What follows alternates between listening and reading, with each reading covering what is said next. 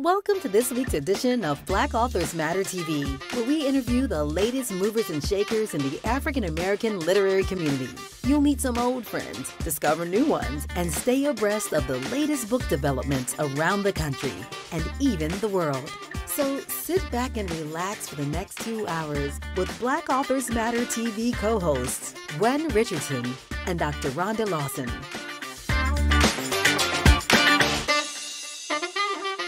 Good evening, it's March 14th, and welcome to Black Authors Matter TV. We have an incredible show waiting for you over the next 2 hours. You're gonna love it. So I do want to let people know, if you are part of the book club Kickback, that is in the second half of the show, and you're a book club member, you may have gotten the time wrong. It starts in an hour. But before that, I'm Gwen Richardson, your host for tonight, along with my co-host, Dr. Rhonda Lawson. Good evening, everyone. So for those who are joining the show, we have an incredible show tonight. We have 2 guests at the first half of the show, and then the entire second half of the show will be dedicated to a book club Kickback with author Sadeqa Johnson and her book, The House of Eve. So I'm going to just show you the book. We're going to be discussing this book, and we're going to have several book clubs on camera, and we'll be talking to the author. So before we bring on our first guest, I do want to have some housekeeping notes. The National Black Book Festival early bird registration ends March 31st. So if you want to sign up, that's the best time to sign up is early bird, because the pricing is the best and also the terms are the best. So just keep that in mind if you're planning to sign up. You can sign up after that. I don't expect us to sell out until probably sometime in June, but the earlier you sign up, the less expensive it is. Also, for the Black Authors Matter TV Awards nomination process, the voting starts March 21st and it ends April 1st. So you'll have a couple of weeks to vote, and the award show is May 16th. So that's all I'm going to do at the top of the show. My other announcements I'll give after the first interview, because our first guest is ready to come on, and her name is Dr. Gena Cox. She has an amazing book. It's called Leading Inclusion, and it's getting really, really good reviews. And she has become an expert on inclusion, which can be a loaded term for some or an empty term for others, because some people talk about inclusion and don't have any intention on really actually doing it. And so you know, they're figuring out how to get around it or how to pretend like they're doing it. So Gena is going to talk to us about how you can be a leader in inclusion, not just a talker, but a leader. So Gena, welcome to Black Authors Matter TV. Oh, it's really good to be here with both of you watching your show. One of the things I know is that you have some amazing guests on this show, and most of them are not nonfiction business writers. So I hope that those of you who are listening will understand that your hosts know that I'm a little bit of an odd duck, but hopefully by the end of this conversation, you'll see some value as well. Well, we have a great balance of fiction and nonfiction, and I really enjoy it when the nonfiction authors come on because it's always really good, eye-opening discussion, and I don't think that tonight is going to be any different. Good. Thank you. It's very informative, and you know, we have all types, because when we do our when we create our categories for our Black Authors Matter TV Awards, which includes everybody who's been on the show for the last 12 months. So Gena, because you are in the first show that's for 2024, you'll be included in next year's awards process. But there are 15 categories, so it covers a wide range. But we don't have a lot of business nonfiction. We don't have a lot. So you are right in that you are different, but that's great, because it's good to be different. And that way people will be tuning in to exactly what you're talking about. Mm-hmm. I don't think we've had anybody talk specifically about inclusion.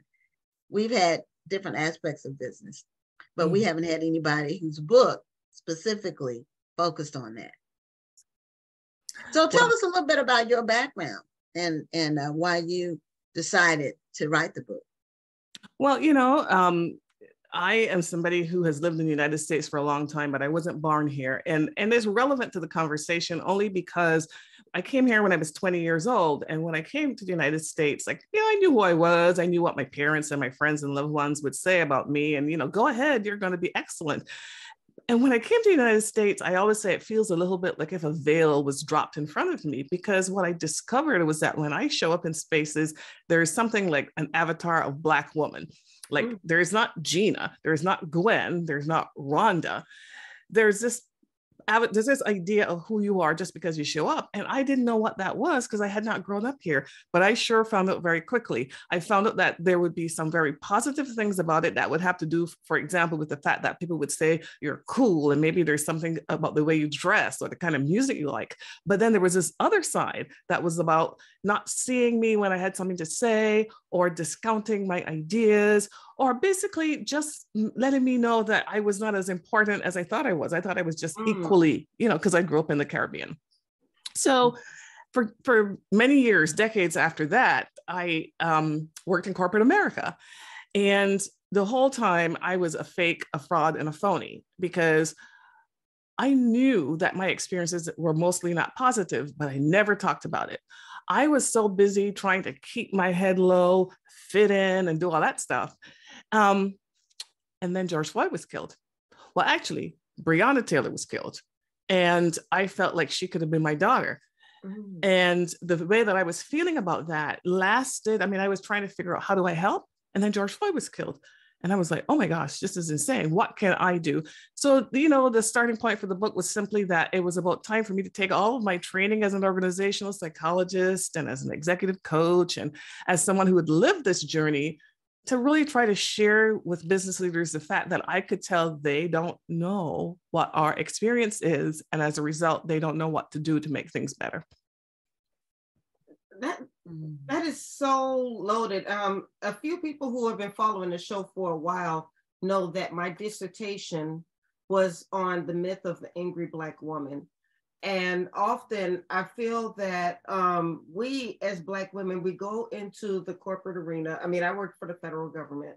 And sometimes when we are the only or one of the few, we sometimes predict what we think people are going to think of us based on our gender and our color. And sometimes we work hard to show that we're the opposite of that. And then we don't show up as our authentic selves because we're afraid of being judged for being a Black woman. So we want to show them that we're not that Black woman that you think we are, but we don't come across as authentic. So, and then we don't come across as decisive, because if we think something that's opposite of what the group thinks, now we're argumentative. Did you feel any of that when you went into the corporate arena for the first time?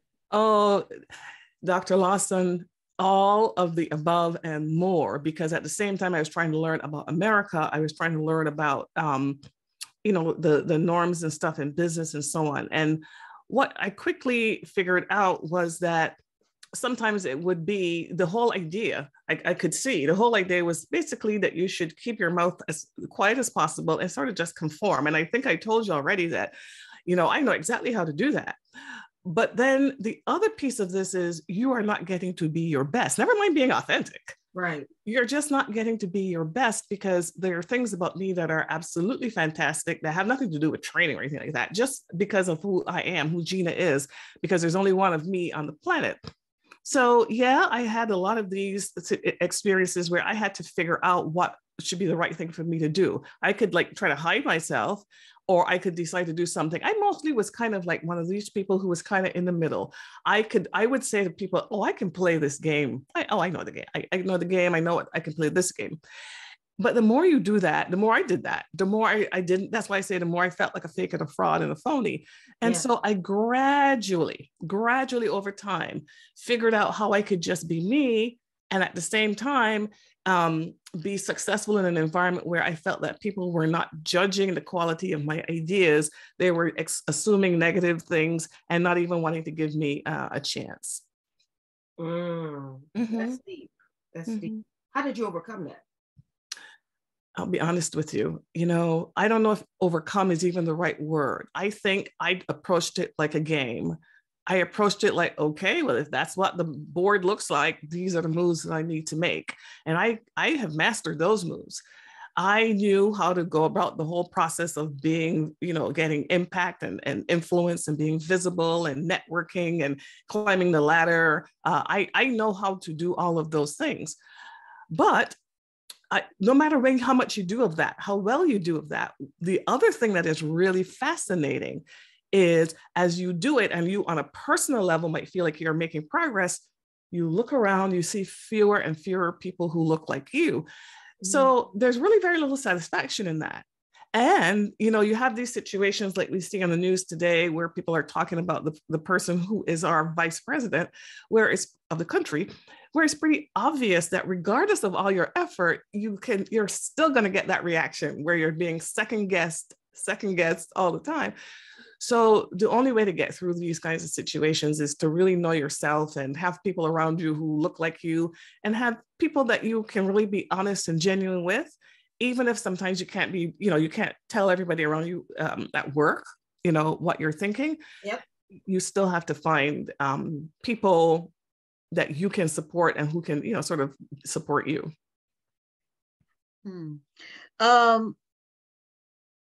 As you move up the corporate ladder, I'm not going to answer it, but it seems like the more you move up, the harder it becomes, because the higher you go, the more isolated you are. Now, you're Gena, a Black woman. Yeah, that's absolutely true. So I don't know, let me tell you this, the Fortune 500 has been around since 1955, and it's the measure of the largest by revenue business in America. That's just the bottom line. It's the gold standard on who is this company and who's running it.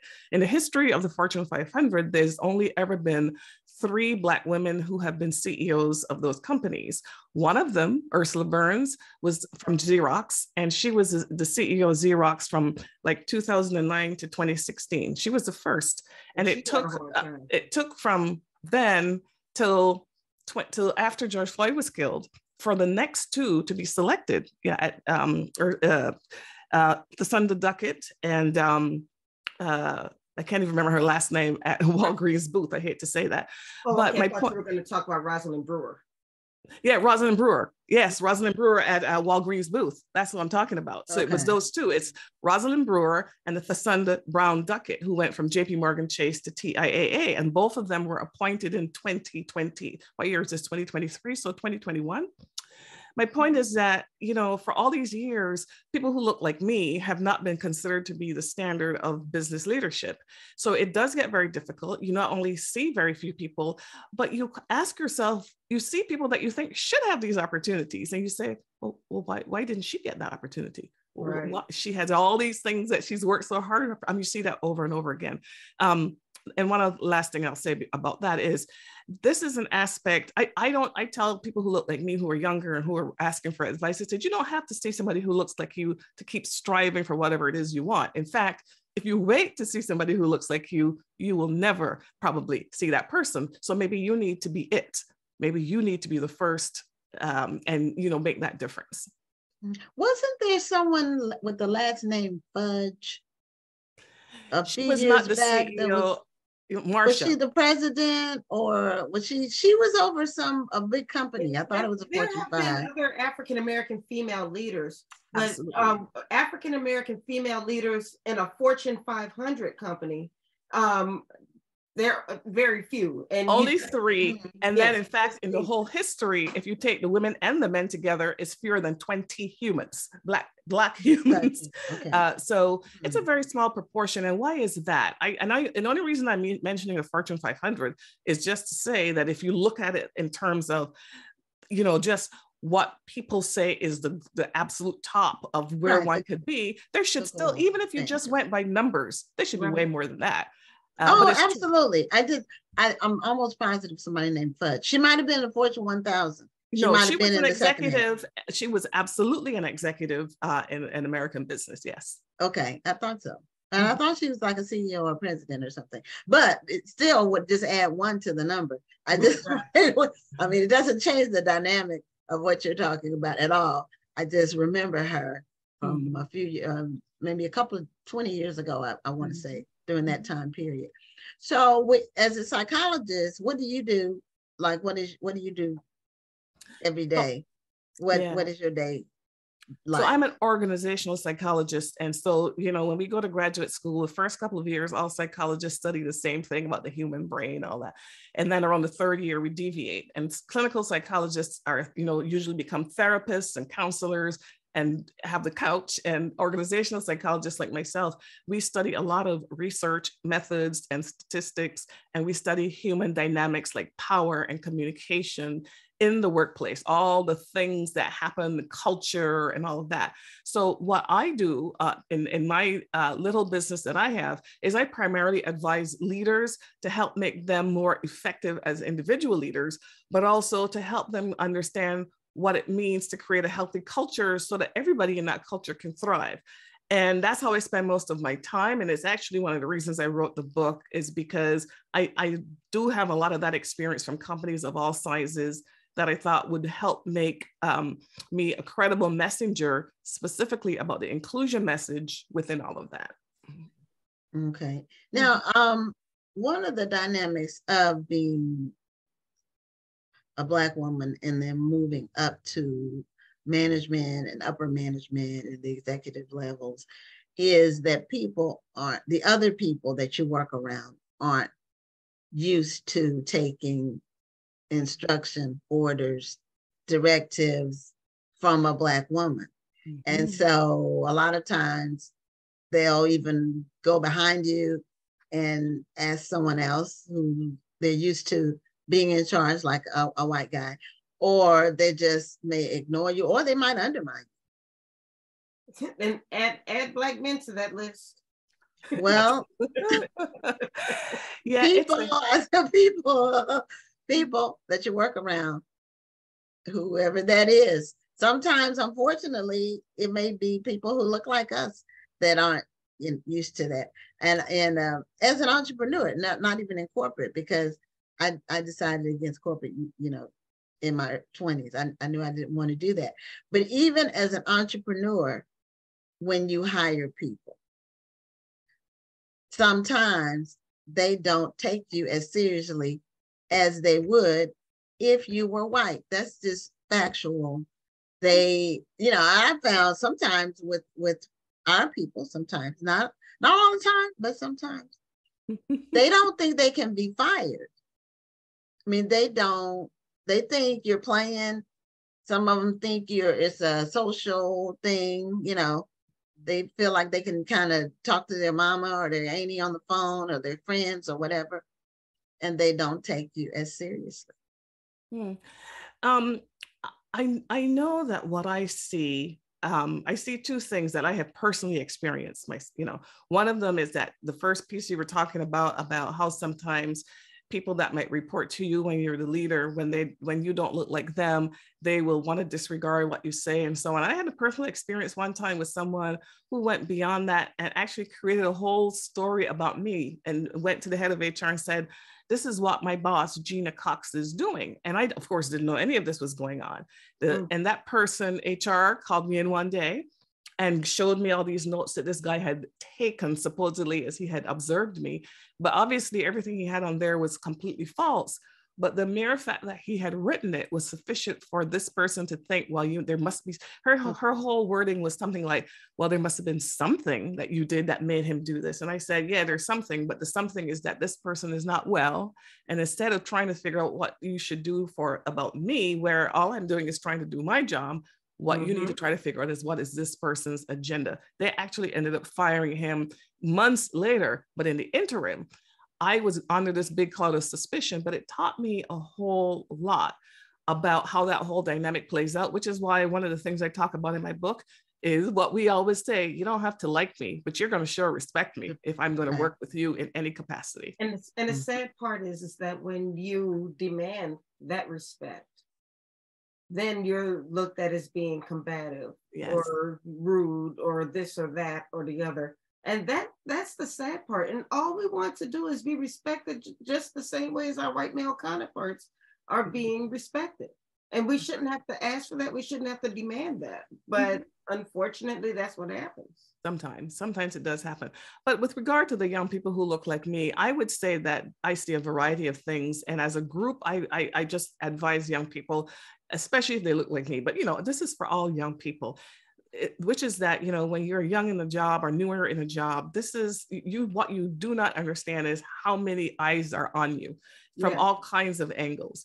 So if you want to have a successful career, regardless of how you look, you've got to show up in a space assuming that all eyes are on you and people will be paying attention. So why would you do anything other than the things that would give you, especially since they might already be inclined to want to criticize you, why would you do anything to feed into that? So just always, keep your back straight, hold your head up high and reach, to be the best. And don't let other people who might tell you, oh, you don't have to do that. Don't listen to those people because you don't know what their situation is. And sometimes people just like to watch you fall. So do the best always. It's funny how people feel empowered to sometimes track or make up our movements. I know that happened to me that early in my career, when I was first starting to work places, and you don't realize people are not just observing you, they are tracking you. Some of them are documenting you. Some of them are, making things up, like this person said, they have it in for you. It happens. And I don't know if it happens as much to other people. I don't know, but I know that as a Black woman, being in spaces early on where I was normally one of a few, if any, I might be the only Black person. I know it was like sometimes it would be, and it wouldn't be the same people each scenario, but a lot of times it would be females, white females. That was my experience. Yeah. But I never really worked. I never had a Black male boss. I started working for myself at 25. So since then I haven't had a boss. But that is fantastic. That is definitely the way to go for it is liberating. It is liberating for a lot of people. It has challenges. But it gives you some freedom from racism in your daily life, in your daily work life. But I will tell you, some of the strength that I have today is because I had to lead white males and I was led by white males. And that takes a whole different strength sometimes. Yeah, it does. But especially when you know that people don't want to be led by you. By you. Yeah. And that's absolutely right. And though, again, for your audience, which I'm really grateful to have, I just wanted to say that this book is a business book written for business leaders to help them understand what's going on. But this book is really written for us. I said in the beginning of the book, I wrote this book for my daughter, who is, in that younger group of people in the workforce. I hear her stories every day. So I wrote this book on behalf of us so that you can hand it to somebody that is leading a diverse group of people, and they're not quite sure what's really going on and what the issues are, or they're running a business or whatever. Because there are not a lot of books that I haven't seen another book, or maybe I take that back. There are only a couple of books written by Black people that specifically talk about our experiences in the workplace from a leadership perspective. So I'm hoping that there's some value that these leaders get, from hearing something that is not just a memoir, although there are many personal stories in this book, but also, I incorporate the psychology and all the leadership expertise to help guide them to think about this in the way that could be helpful. Absolutely. So So moving forward, into the future, because it seems like the more things change, the more things stay the same. That's a saying, but it is a true saying that things don't change as much as we would like them to. Change is very slow. Yeah. And so moving forward especially with the younger generations that are coming up, and they're entering the workplace, or they're moving up in the workplace, hopefully. What's some of the advice you would give them, other than what you've already shared? Yeah. Well, actually, the number one piece of advice I give young people is, if you've chosen the corporate life, if that's what you want to do as a starting point, and by the way, it is a very good option. So entrepreneurship is a great option, but let's say you've chosen the corporate option. It is a very good option, but you have to understand what it is that you're getting yourself into. And you have to be really careful at the beginning to figure out what is it you want to get out of it, so that you don't end up sort of selling your soul. But here's the other thing I say. You have to know, let's say you take your first job, you don't like the job, you don't like your manager, you don't think they care about you. You know that this is not going to be your future forever. Even in that situation, or even in the situation where it seems perfect, I say to everybody, you've got to have what I call a yes and plan. Don't put all your eggs in this basket. You can call it, moonlighting, you can call it side hustle, you can call it whatever you want to call it. It is really important to have something from day one that you think about. How can you build this thing for yourself, so that if this all falls apart, you can do what Miss Richardson did, which is take your strengths and use it to create something for yourself, or to keep building something for yourself. It's amazing. I love during the pandemic seeing all these people who are going out and using all their skills in different ways, whether it was knitting and crochet, art, spoken word. That is really an important thing for you to do. And I do that. Like, that's the reason I even have a book today, because I always wanted to write a book. Now, unfortunately, it took a very bad situation for me to actually do it, but I had been building towards that in a variety of ways for years. And that was my little side thing that was feeding my soul. Well, and I'm a leader in the federal government, and I love what I do.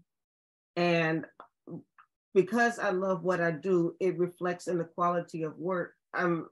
I still do my own thing. I still have my shows, and my job knows that I have my own shows, and they know what I do.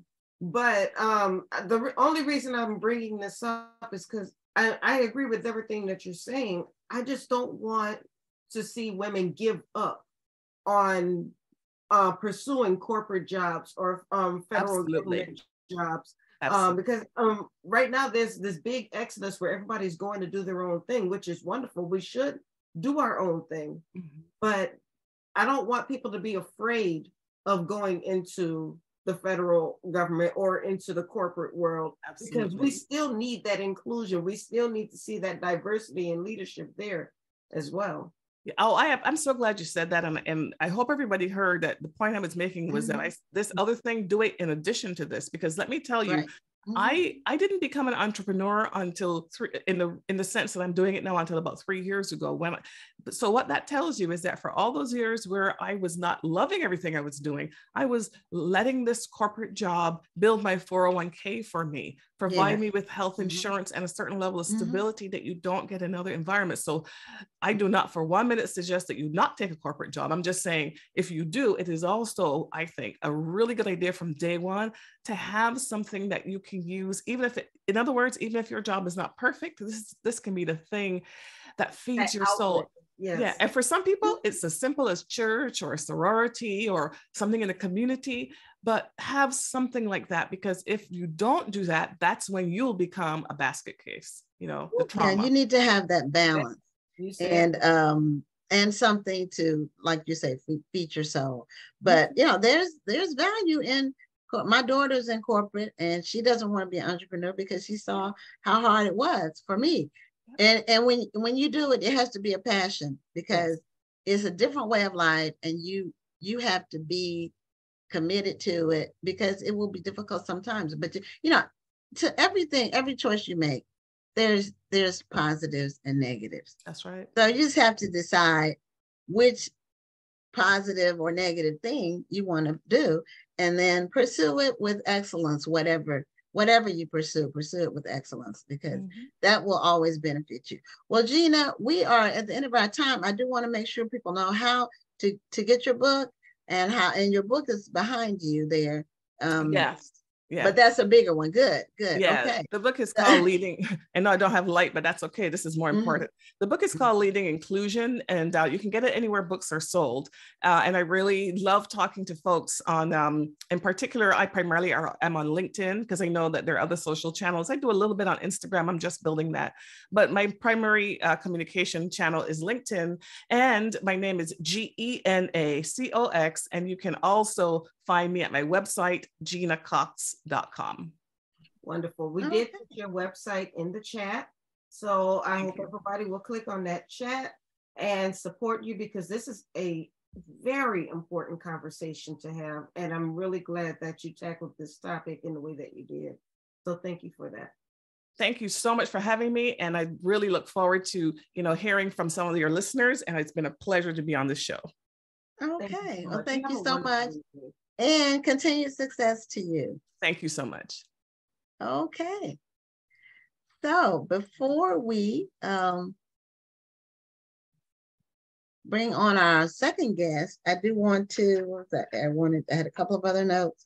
The Black Authors Matter Children's Book Awards.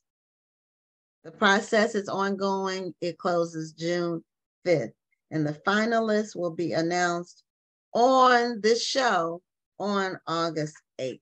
So then the winners will be announced at this year's National Black Book Festival. So it's all about promoting African American literature any way we can, and we loved it. So our second guest tonight recently won an award. She won the Newbery. Here's my information.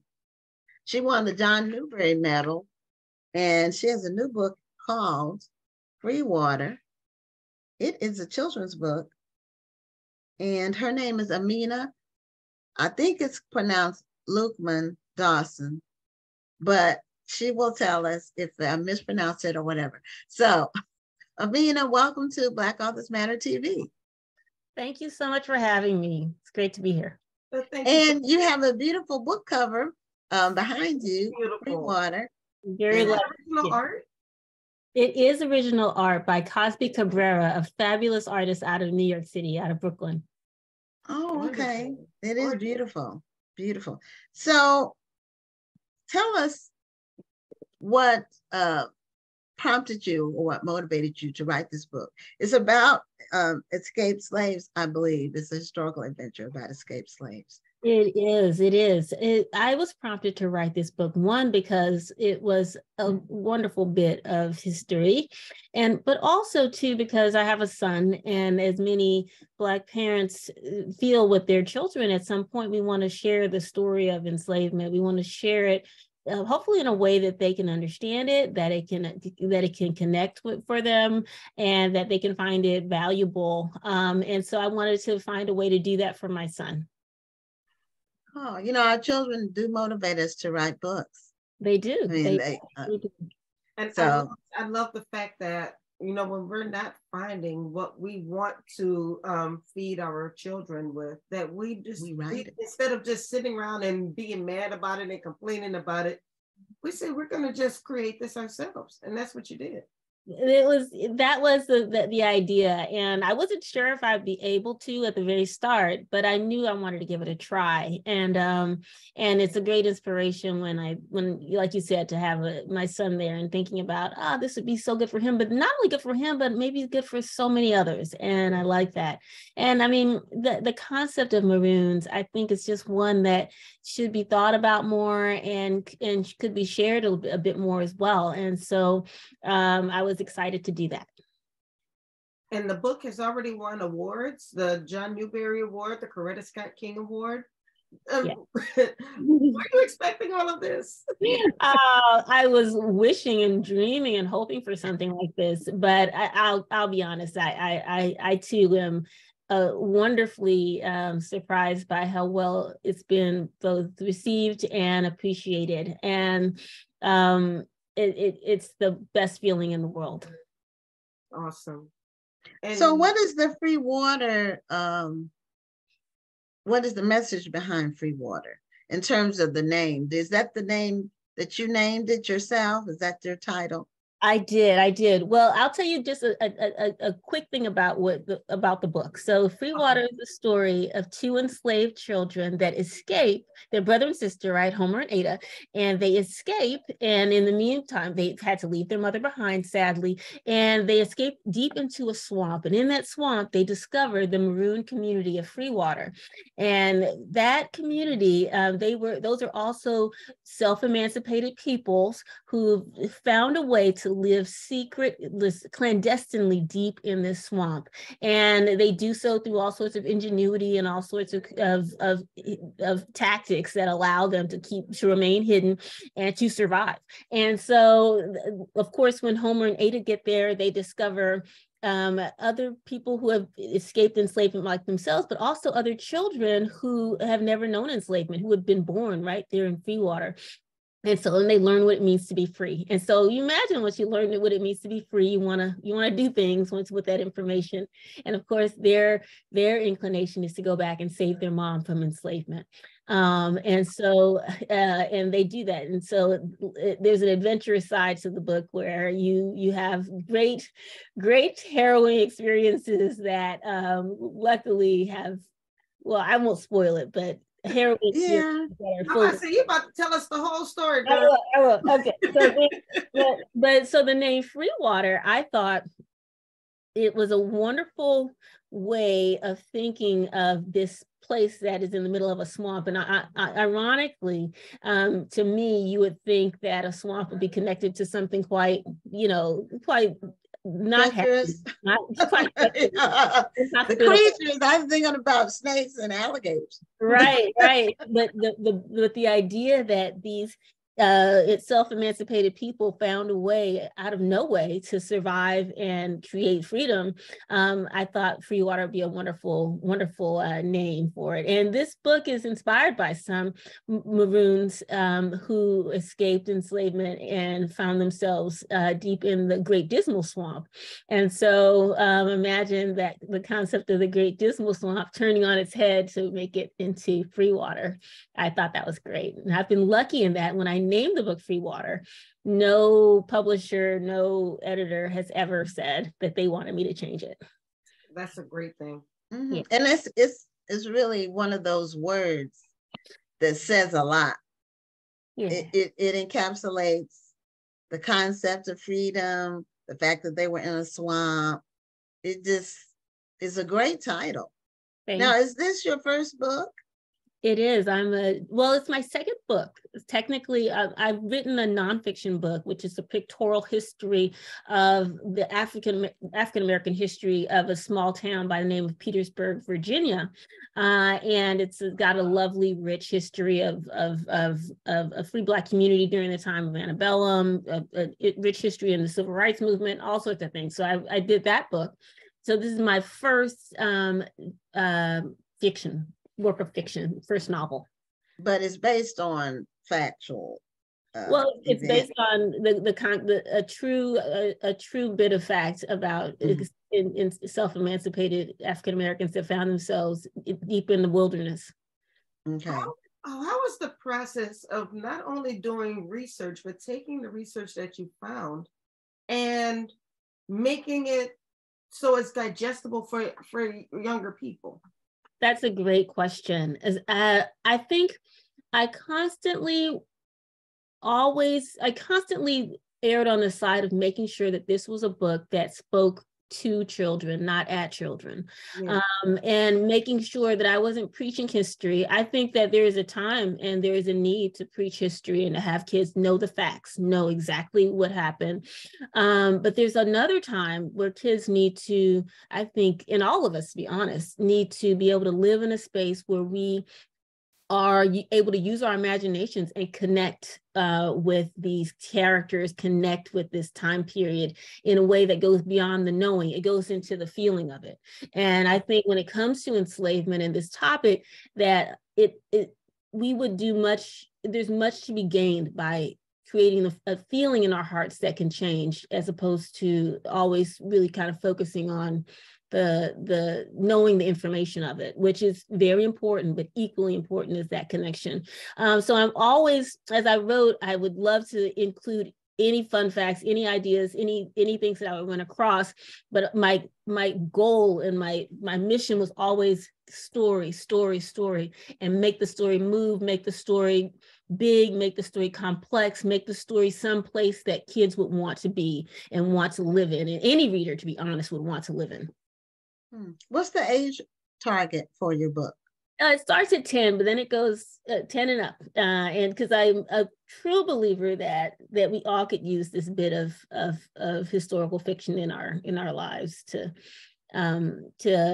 connect with enslaved folks in a new way. Okay, so it's for more experienced readers. It's not for small children. So right. Is it like a chapter book? Is it? It is. Okay. And how long is it? How many pages? It's 416 pages. So it is long. It's on the longer side. However, I have to say that it does move quickly, in that each chapter is just a few pages long. So imagine if you're reading it, it sort of, it clips along pretty fast. And so I always think of it, when I wrote the chapters, I'm always thinking of the parent who's reading to their kid, like this was me. And you'd read at bedtime and they'd be like, okay, one more chapter. And you'd be like, sorry, I can't do it. It's too long.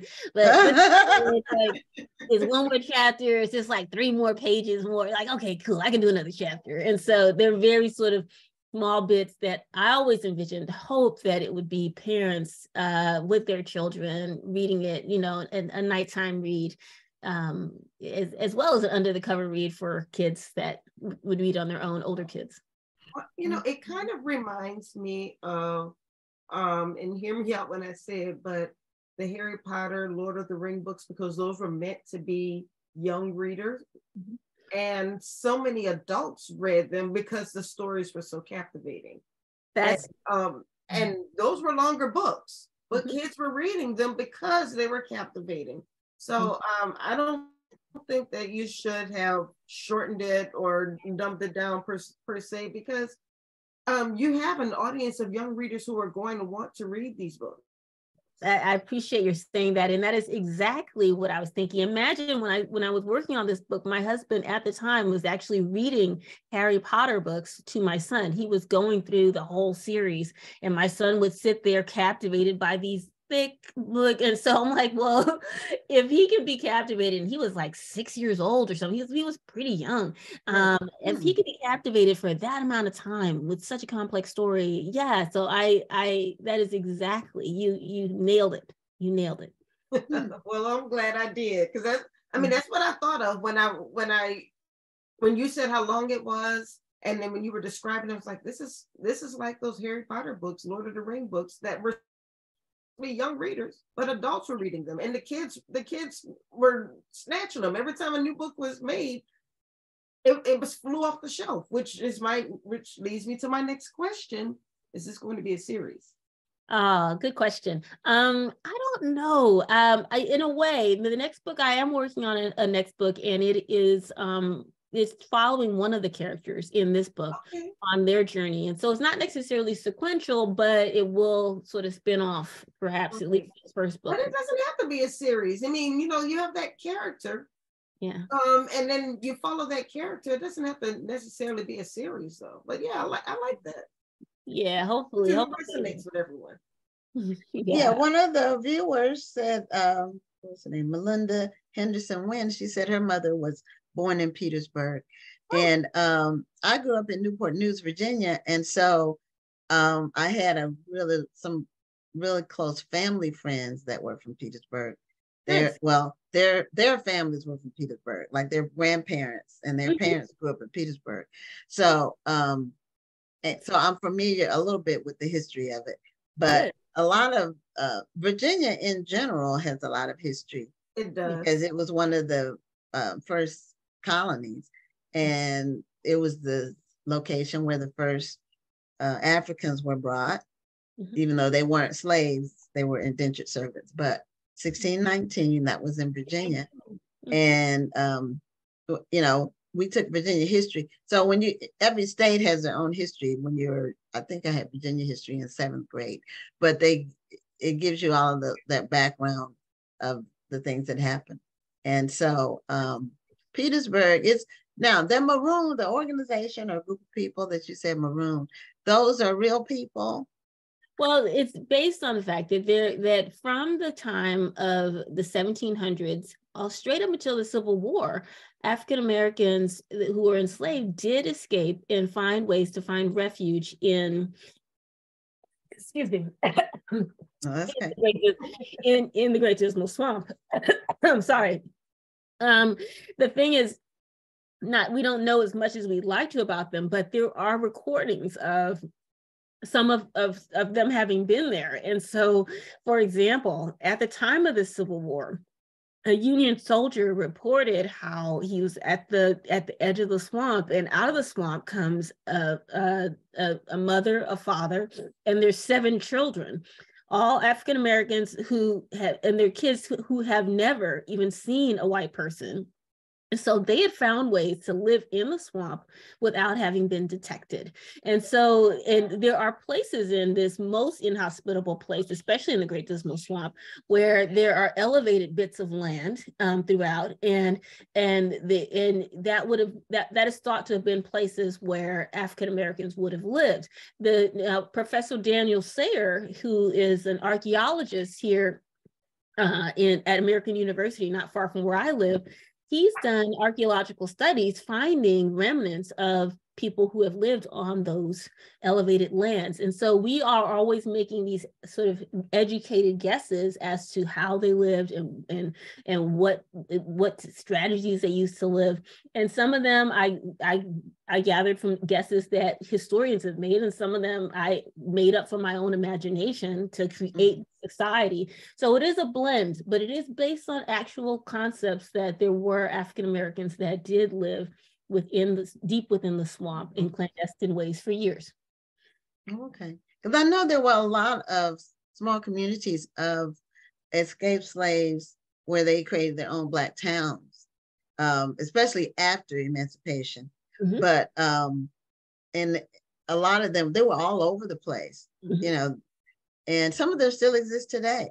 Yeah, not necessarily in the same form, but there was a lot of need for community, and still is. So, and I think it's interesting. I mean, the concept of Maroons is quite logical, right? This idea that if you were enslaved and weren't living near a free state, but you were being kept in a place that was not far from a large bit of wilderness. So imagine like the Great Dismal Swamp at its height was over 1,500 square miles of the most inhospitable place. It would make sense that someone would have run there. Now, and so the question is how many people ran there and how long they were able to survive there. And some ran to the Great Dismal Swamp and used it as a jumping off point in Underground Railroad. Others went there, were taken there for work because there were times when they tried to cultivate the Great Dismal Swamp, and other times they used it for trying to create shingles, like use the trees. They had them enslaved labor out there doing that. So they were taken to the swamp. And so imagine some of them escaped from that, from having been taken there for work. And others just found ways to go as deep as they could in there. And there was such lore, there was such fear among those who were enslaving them, white folks, that they didn't actually want to go in parts of the swamp. And so it really was a most inhospitable place, and they couldn't understand how anyone could have survived living out there. Yeah, they would have had to have built their dwellings on like elevations, and sticks. Their homes would have had to have been raised up out of the water. But since they were doing all of the work on the plantations, all of the building, they had the skill set to do it. It's not far-fetched to believe that there were some that would have had skills, and there were others that just found ways in ways that, I mean, I'm an honest believer that if we can conceive it, because trust me, an enslaved person could have as well. Right. So is the book only in hardcover, or is it in hardcover and paperback? It is only in hardcover at the moment. It's going to be out in paperback in August. So you can pre-order it in paperback, but it's not out in that form until August. What about audiobook? It's already an audiobook. When it was released in February of 2022, it also came out in audiobook. And that audiobook is been well recognized. It's won a microphone award because of how well it was done. So I'm actually really proud of the audiobook. So who read it? Did you read that book? Oh, heavens no, I do not have that. No, that is all the line at my voice. I'm a writer, not a reader. But the pros that did, Carrie Height was one of the readers, and Cece, I can't remember her last name, her first name is Cece, were two actors that read it, and they did a wonderful job. I'm so proud of it. Awesome. Yeah, so your cover is based on the main character. Yeah, Homer. Okay. So it is central to, he's central to the story. And also you said, how old is your son now? He's 14 now. Yeah. Okay, so he's a teenager. So exactly. Yeah. Was he kind of your beta reader as you were going through? Like, Mom, this doesn't make sense. Mom, I like this part right here. Mom, this. I shared a little bit with him early on, and he was kind of like, okay, it's okay, it's okay. Oh dear. And so I stopped with that a little bit because my poor bit of self-esteem was not able to handle the and so but he was wonderful for me in sort of just running ideas by him, like, do you like the idea of a snake, like a big snake? And he's like, yeah, good, good. Or like he had certain things where he was helpful in just giving me a thumbs up or a thumbs down, like, no, that's not, no. Yeah, it's good to have a sounding board. Yes, he's very honest. That's true. Yeah, that's one thing your children will tell you. They might be a little hesitant because I run things by my daughter all the time. She's 26, but she is very helpful in letting me know what will work for now in terms of, I want to combine experience and wisdom with the now. And she's very good at telling me that, yeah, that'll work, or no, Mom, no.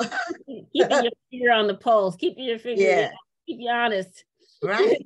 Right. And relevant. You always want to be relevant. You want to be try relevant to the times. So has your son ever done any interviews with you since the book was released? Well, I did have a television interview, and I had him, our local news interviewed me. I think it's like our Channel 4 News. And they, and I had him stay home from school for a couple hours to be able to be part of that. So that was cool. He didn't speak, which I think he might have drawn the line at speaking, but he was there like, reading the book. And so it was really nice. I was like, I was really excited about that. Yeah, that's great. That's awesome. So what do you great relationship. That is good. He is 14, so I mean, yeah, I guess we're good. We're still good. He's going to be seen with me periodically, so yeah, sometimes it's it depends on it's really individual. Yeah. Because do you have other children? It's just him. He's our beloved. Yeah, I only have one as well. Daughter. You do as well? Oh, I see. My daughter's 23 now. Oh, you see, you guys are my people. You can help me. Like you've been to the mountaintop. I'll just it all goes by fast. It does. It all goes by fast. And more. Yeah, the high school years really, really go by fast, especially if they're involved in a lot of activities. Yeah. As my daughter was. So she was, in a lot. And you want them to be involved in activities because, you want them to have relationships with the right groups of people, and also just learning, exposure, trips they go on, But was it hard when since they were just, I was one of four. I'm one of four, but I'm one of four too. Right. So like, was it weird for you? Like to be like, hello, little one, go play. Oh. Little one, hello, little one. I'm sorry. That was corny side. I was so ready and excited, and so I cherished every single moment. It went by too fast, and it just. And I was really blessed that my daughter really never gave us a moment's trouble. And some people don't have that. They have. She wasn't perfect, but I'm saying. Yeah. She was. It was not. It was never anything out of the ordinary. So, it was normal stuff because you want them to do normal stuff and you want them to make normal mistakes because they're. I just always worry. I just worry that he would be lonely. I'm like, I just don't want him to be lonely. That's why the activity. That's where the activities come in. Yeah. And then we always would have sleepovers at our house. Yeah. They would do when she was in high school. They would do the study group at our house. Yeah. So that's good. Yeah, and she'll tell me now she was lonely sometimes. We got her a cat. When she was 9, we got her a cat. Because, I wouldn't have any more kids. So, I had, my husband had 3 other children and I was helping him raise 2. So I was only going to have 1. And so, but she said sometimes she was lonely, but we were so busy between her being actively involved in stuff and us having a business. She was always doing stuff, I agree. And that's my son too. He's huge, he's a big basketball kid, and he's big in trumpet. He plays trumpet in the local orchestra, and he's basketball. Having those activities is a huge help because it's an outlet. It's extremely important. And when they go to college, for me, my goal was for her to be debt free. So I spent all my time making sure that happened. So I really didn't have a chance to really, FaceTime is really great. But my husband, he cried the entire time she was gone. Yeah, that was his baby, So my husband, he cried enough for both of us. Oh, my husband's still trying to convince me I don't want to go move along with my son to college. I'm not going to do that. I'm not going to do that. I'm going to stay. You know what? You do that if you want to. It's going to get old after the first week, and you're going to be ready to come home. And they will tell you, Mom, time to go. They want to be with their friends. I'll be outside of campus. I'll be like in a small town, not far. I won't crowd them. And see, that's where Mom, you need to have outside activities. You're the one. This makes your baby. It's you. I was like, you might have a point. That's where that comes. Embarrassing myself. I should not be sharing. We are at the end of our time. We really have enjoyed the interview, and congratulations on your book success. It sounds like a wonderful story. Yes. I plan on getting myself a copy. Me too. And recommending it to other people. The cover is beautiful. Thank you so much. So amazing. Lovely. So, congratulations again, and thanks for being a guest on Black Authors Matter TV. Oh, this has been great. Thank you so much. Thank you. Okay. Have a great night. Bye. Bye-bye. Okay, so we are right on time. And I think I did all the announcements. So one thing I do want to say at the top of the show, at the top of the book club Kickback, is we give away 3 autographed copies of the book at the end of the Kickback. So you could be a winner, but the trivia is different than it is on the regular week, because in order to win the book and answer the questions, you will have had to have read the book, because it's not in the synopsis. All the questions are based on the plot and the storyline of the book. So we are ready to start our book club Kickback. We have our book clubs waiting in the wings, and we also have the author. So we're going to just add them all on to the screen, and then we'll do like a roll call of the book clubs, and then we'll start with our discussion. So I am admitting everybody who has signed on. And all right, let's do it. Yeah. I finally so we haven't the whole book. I'm ready to go. We haven't had one of these in a while. Yeah. I think the last one we had was with Brandon, I think. Brandon Massey. And that was a entertaining conversation. It was. I like Brandon though. So I don't know what happened to my, let me see. Did I get everybody?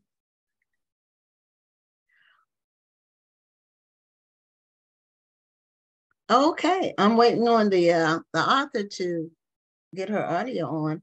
And we want to welcome everyone who's watching and also the book clubs who signed on and agreed to participate in the conversation. We're excited about discussing the book. And we also want to congratulate Sadeqa for not only another amazing book that she wrote, but also making the New York Times bestseller list for 2 weeks. And she may have made it more than 2, but I know she made it for 2. And that's exciting because that's not something that every author does. It's uncommon, actually. So we want to congratulate her. So now that we have the book clubs on the screen, we want to do a roll call of the book clubs and tell us the book club you're in and where you're located. So we'll start with, I'm just going on the screen. I'll do LaWanna Johnson because she unmuted first. How you doing? Hi, Gwen. How you doing today? How are you doing? What book club are you with and where you located? Black Pearls Keeping It Real book club located in Dallas, Texas. Okay, in Dallas. Okay, who? Bunny Irvin. Why don't you go next? I'm with the African Violence Book Club and the Sweet Soul Sisters Book Club, and we're in Maryland, DC, Virginia. Okay, it was DMV. That's where Rhonda lives. Okay, next, Jackie Handy. Good evening, everybody. I'm Jackie Handy, and I'm with the Mommy Network Book Club, and we're located here in Houston, Texas. The Mommy Network. Okay. Okay. Is it Charlie Pettyjohn? Where'd she go? Wait a minute. Oh, whoever wants to chime in, just go ahead. Because I think something's happening and some of these spots are being rearranged. So who is that? Angela Wood, do you want to go next?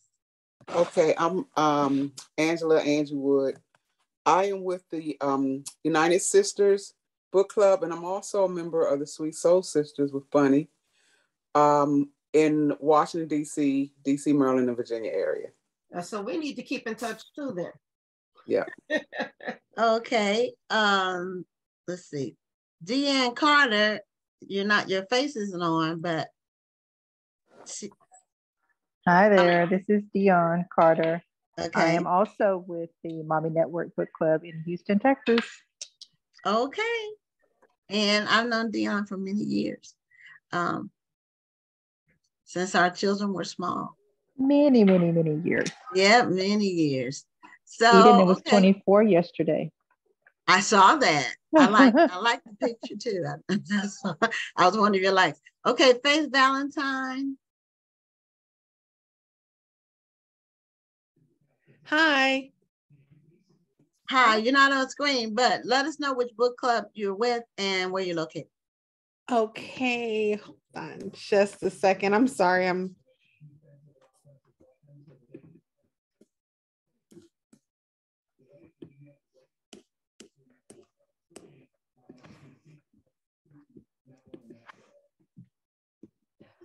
Well, while we're waiting on Faith, Charlie Pettyjohn, do you want to tell us what book club you're with and where you're located?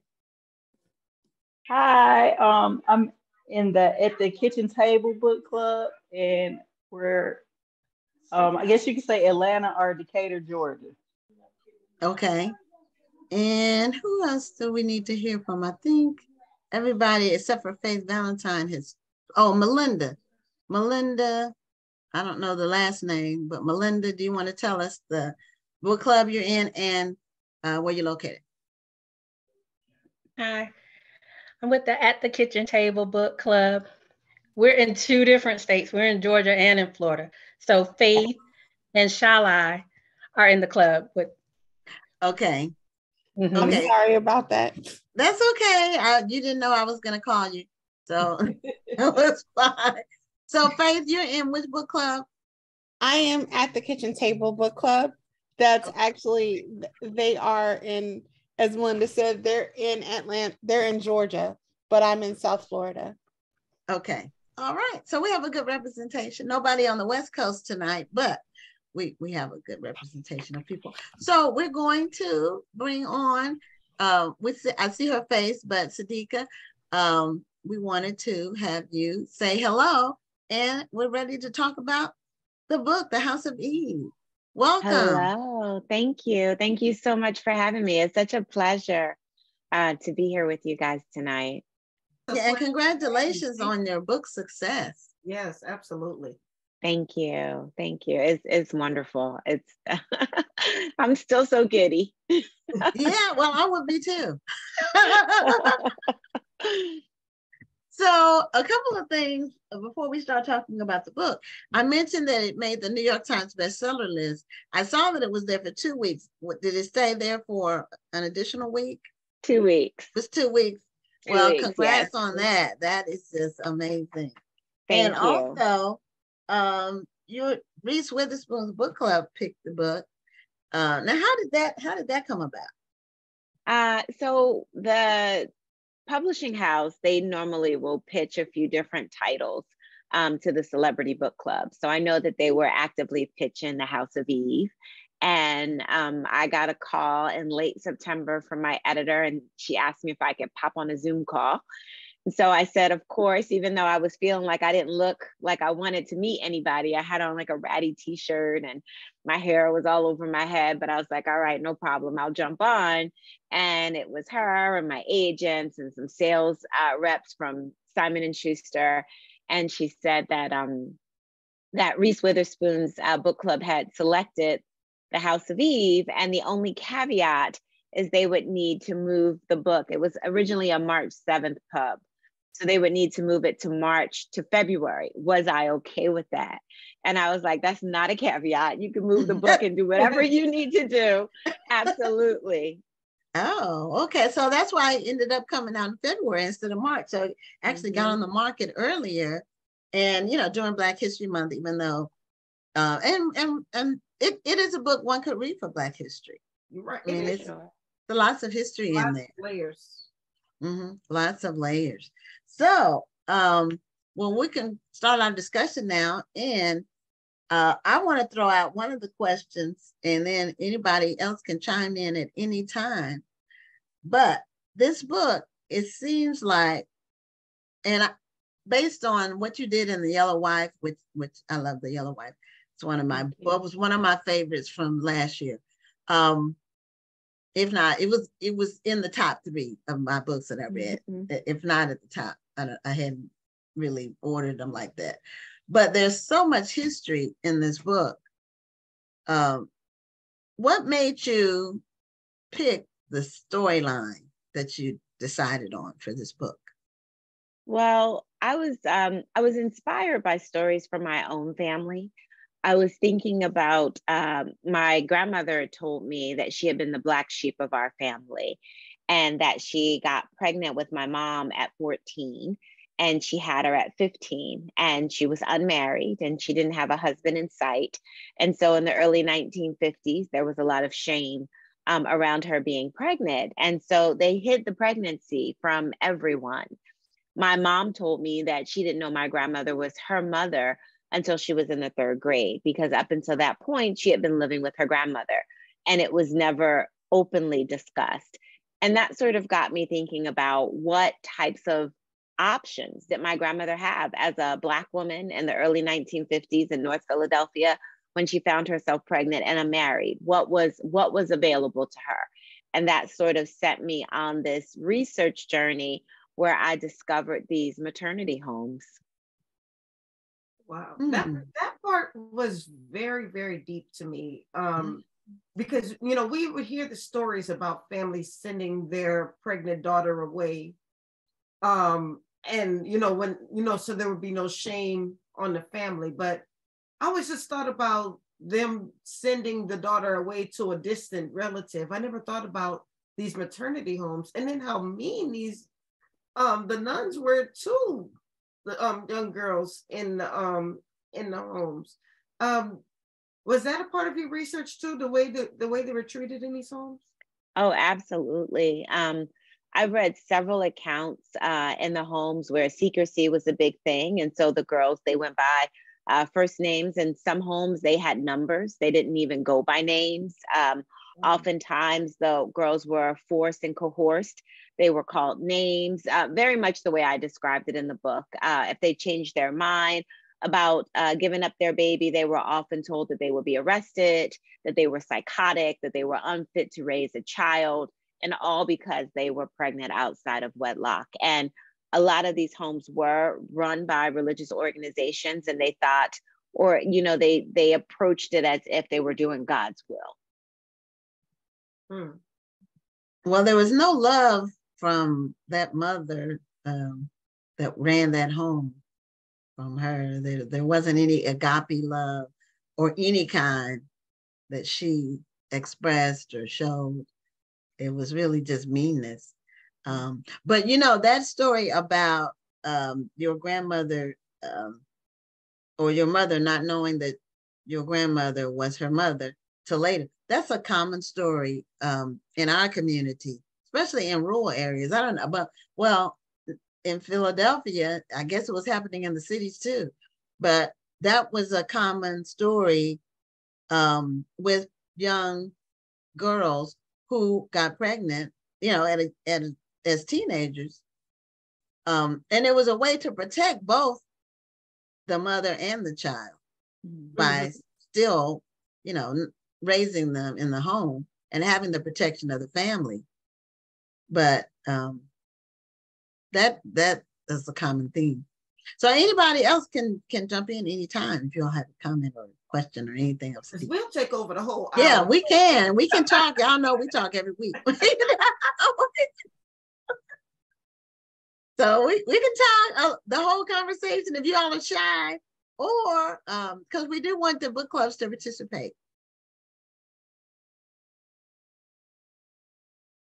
I was sad. I was really sad about that the house and how they treated the girls, because the pamphlet was like, it was amazing. And then they got there.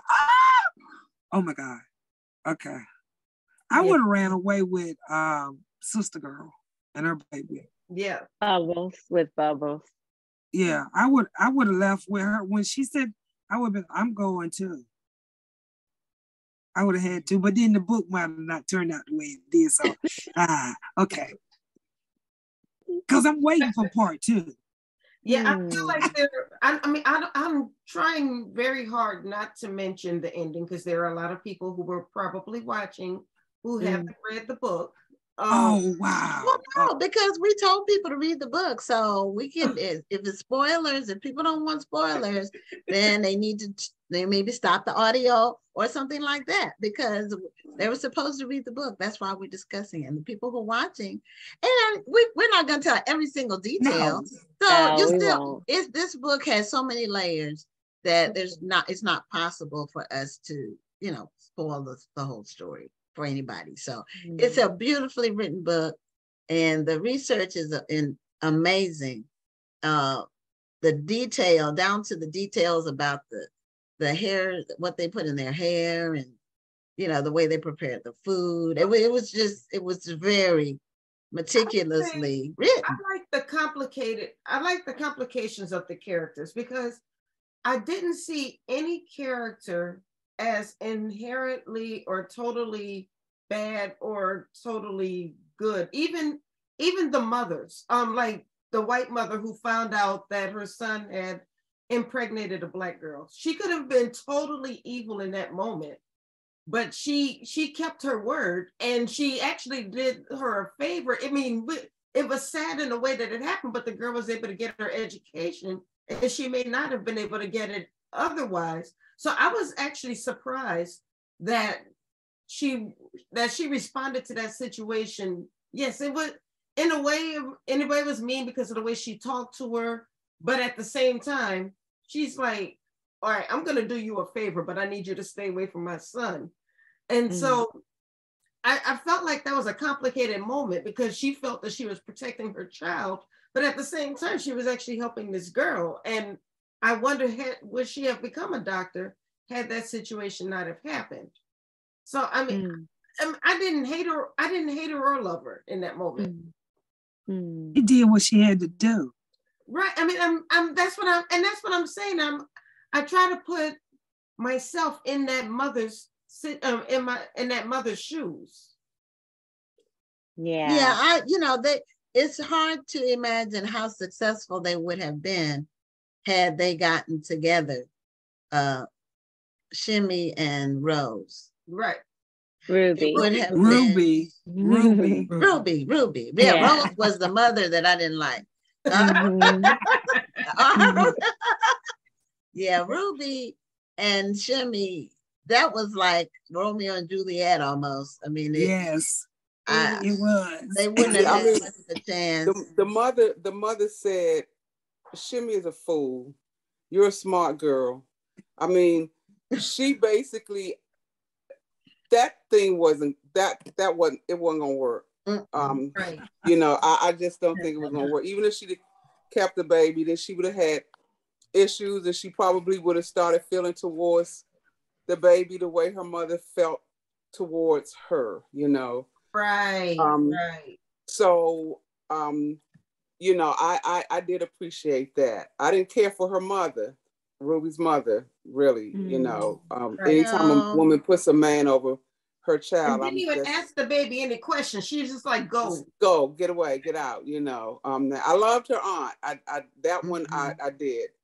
But one of the interesting things that I liked about the book, and I guess it's because I'm it had me even looking up I pulled up this old map. I'm a Washingtonian from Washington, D.C. My great-grandmother was born here in 1906. And so the detail that she put in describing Detroit Park and in the areas in Howard and all out, it got me. I went and started Googling looking at the timeline and Googling. I found a map that had a certain particular streets and everything. Because I remember my great grandmother when she said that she lived early on and whatever. So that was really nostalgic for me to just read this story, interjecting Washington D.C.'s history in it. That was I really enjoyed that. Yeah. Oh. Well, I'm glad because I always hope that I get it right. And so I guess what you're saying is I got it right. Yeah, I think you did, from it was just enjoyable to read and the juxtaposition between the Ruby and the Howard, what was her name? Eleanor. Eleanor. And when she went to Howard, the things that she was dealing with, and it was interesting to see, the racism that was going on, between, how the Jews and the whites were treating the blacks. You saw that with Ruby's story, and then the inner racism between the colorism and the culturalism in the Black community was an interesting story to tell too. Yeah, I wrote that down. The colorism was a subplot of the book.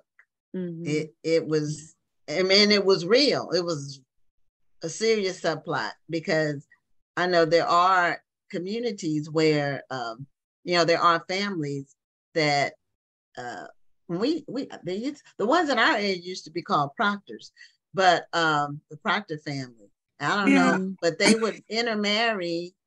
So to keep the light skin in their family, they would marry their first cousins or whatever, and they would not, they would not marry anybody who was brown or dark. Everybody was light. I did not like Rose. I didn't hate her, but I did not like Rose.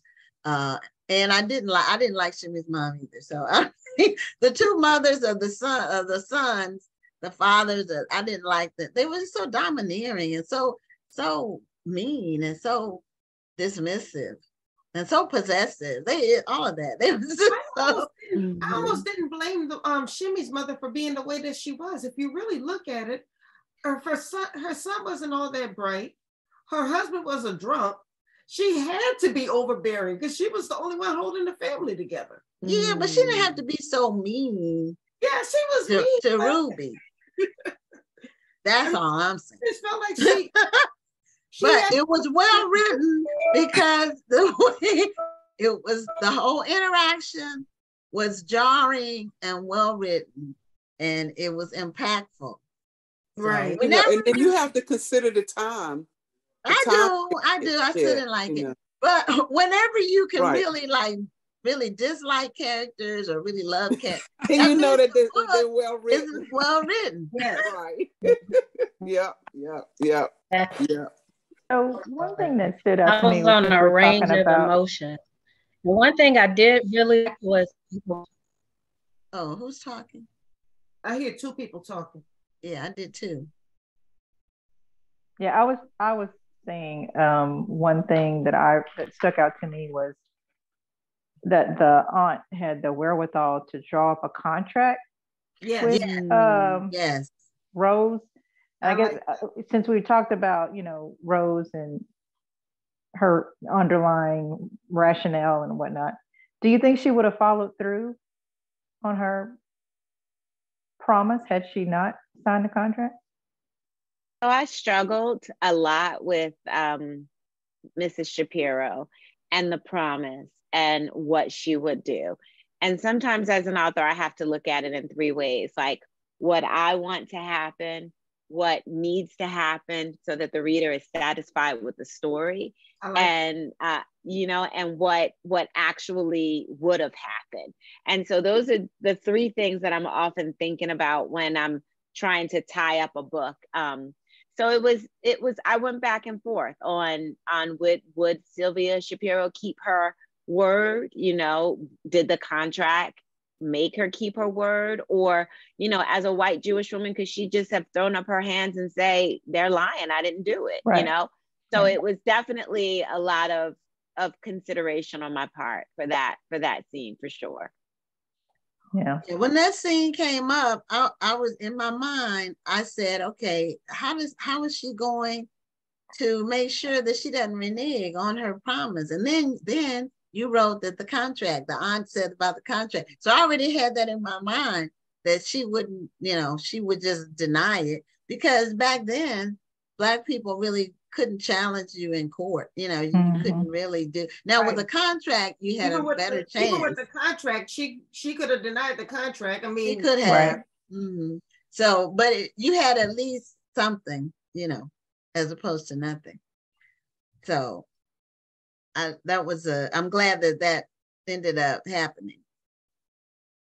Yeah, I wanted to say I really liked the aunt as well. She was a straight shooter. She didn't take any stuff. Everybody needs an aunt like that in their life. But what I wanted to go back to also was on the colorism and the what I call classism between Eleanor and William.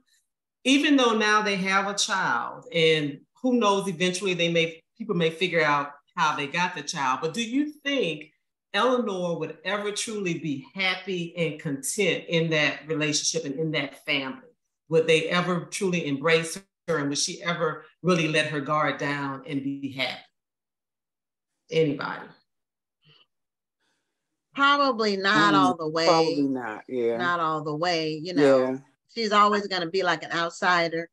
Yeah. I see it a little bit differently because Rose did not have to come clean with her and tell her why she treated her the way that she treated her.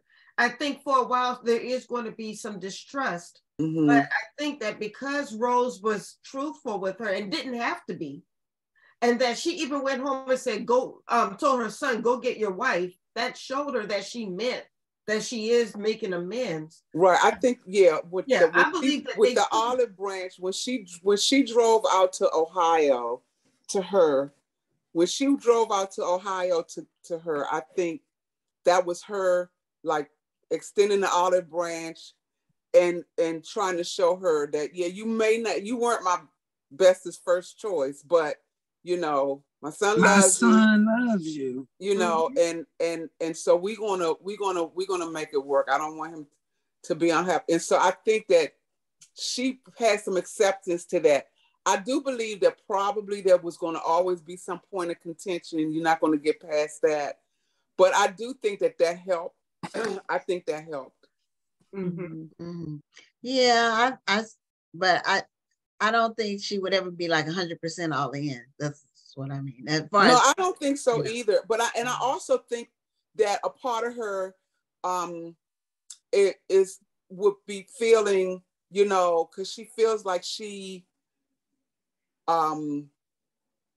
failed him because she was not able to give him a child of, you know, from her womb, from him. I just shook my head when she came up with that epiphany. Oh, this baby you want me to adopt is his baby. He been cheating on me. And Gena created this whole thing in her head. And it just was funny how we can make ourselves think and believe stuff that's not necessarily true. That's true. But when she said the green eyes already ran in the family, that's when Rose said it.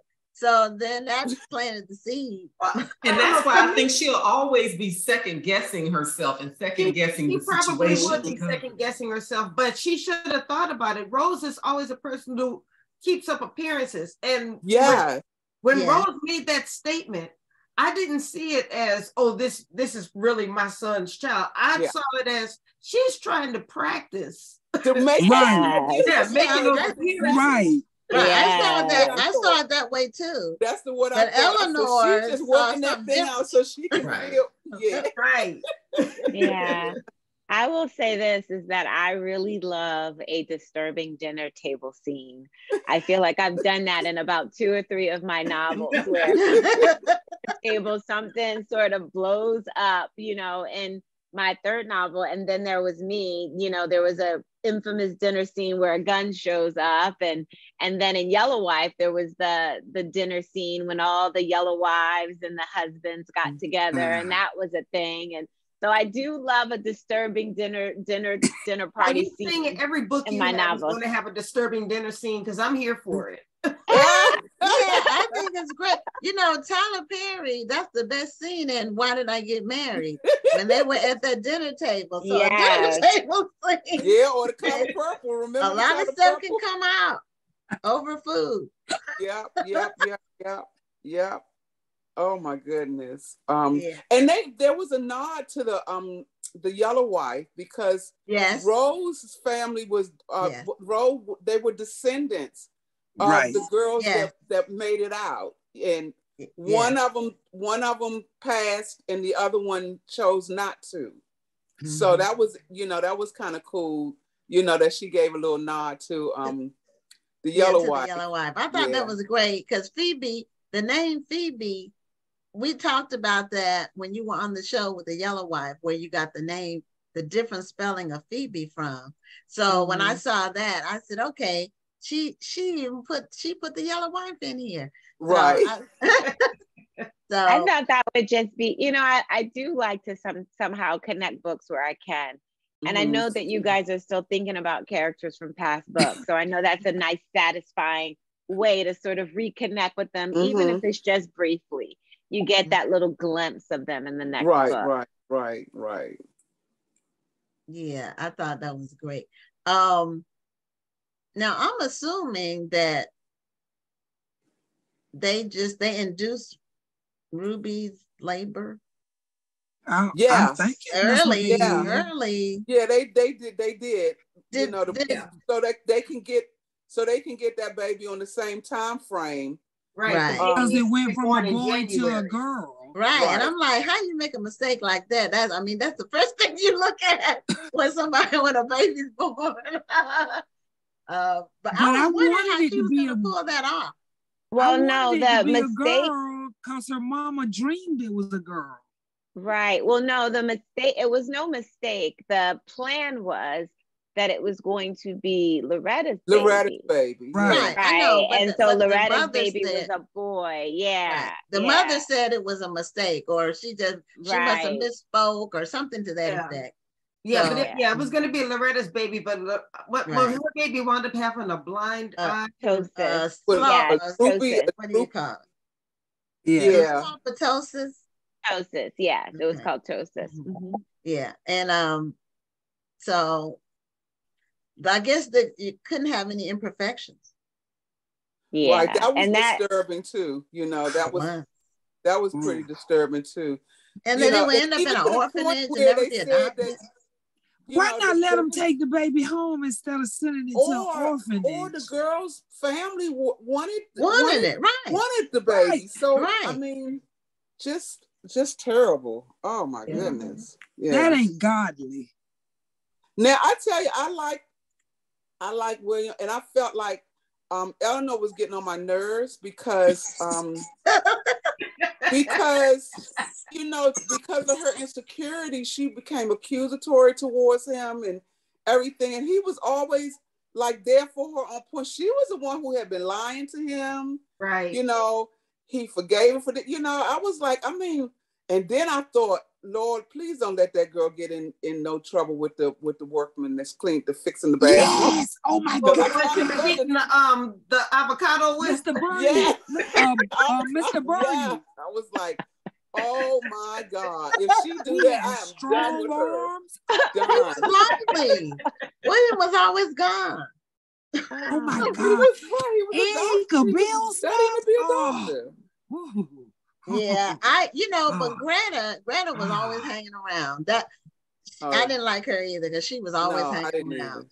And so if she could have convinced William to cheat, then she would have. I mean, he was. I liked him. I did. I liked him. He was a good one. Loyal. He was a good one. He was a good one. I don't know. He just seemed like he was a little too good, though.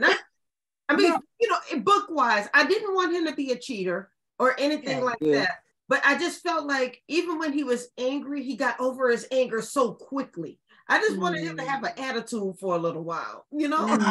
Right. I liked that he was a good guy and he was good looking. So, you know. He was a very good guy. But you found out that your wife had lied to you about something. And I just felt like he got over that very quickly. When she went off on him and accused him of cheating on her, he got over it. I mean, he just was a really, really good guy. I wanted him to stew a little bit more, a little more stewing. Yeah, I didn't want him to be a cheater. I didn't want him to be an abuser. I wanted him to continue being a good guy. Yeah. I just wanted him to, like you just said, maybe just stew a little bit more. Stew a little bit. Oh.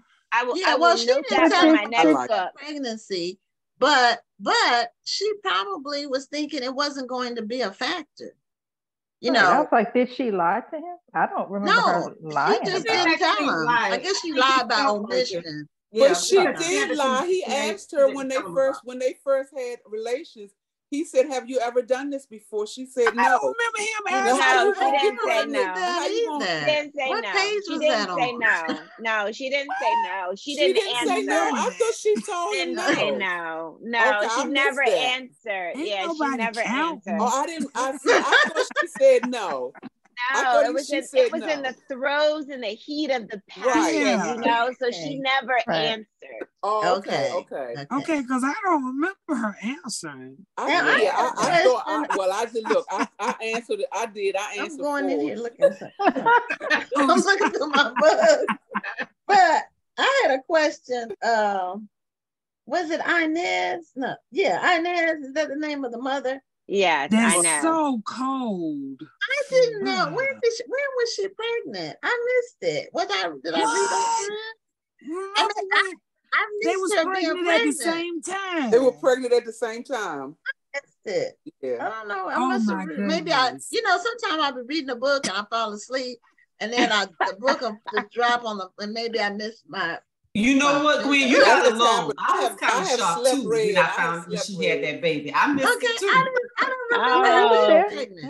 It was kind of a quick scene. It was more like, if I remember correctly, it was like at a Christmas holiday or something, and she just said, "Oh, like my mom is pregnant," and that sort of thing. So it wasn't a long drawn out thing. Yeah, it wasn't a big drawn out.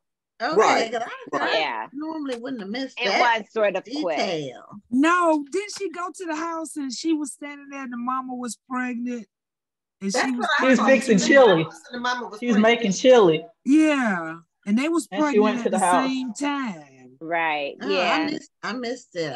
What in the world? I overread that. I did. So when at the end when she had the baby, I'm like, a baby. What? That was a surprise. Now, I will say, and I don't know, maybe I missed it, and y'all, if I missed it, let me know. I really wasn't sure why Inez was always so cold toward Ruby, and I feel like this predated the kiss, because if she weren't so cold toward, if she didn't feel the way that she felt about her daughter when that kiss happened, she would have kicked her man out and not her daughter. So I always just wonder, why did she never really seem to like her daughter? And then why did they just never talk again? So what was it that was going on between them? And it may have been something that I missed. So if I missed it, somebody let me know. Remember when she came home from the internship? She went to see her mom. Yeah. And she told her. She okay, said that's that why I said I may have missed that part. What did she was in love with the daddy, but the daddy wasn't in love with her. And he was from one of those highfalutin families. Mm-hmm. Yeah. And I mean, so was it that he wasn't in love with her, or was it the parents again? No, it was him. I thought it was him and it was the whole thing. To him, yeah, he was hitting it and quitting it. That was it. He hit it. She gave it up. Yeah. And so do you think that she felt like, do you think that her boyfriend ruined her life? Huh? Go ahead. I'm sorry. No, what'd you say? I was asking, do you feel like her boyfriend was in love with her? Because he just seemed like he was just there for the convenience of it. He wasn't in love with her. Lee ain't nothing. And do you think that she would treat that baby the same way that she treated Ruby? No, because she gonna get married now. Remember, you mean Lee? She gonna get married now. Yeah. Yeah, Lee was a jerk. And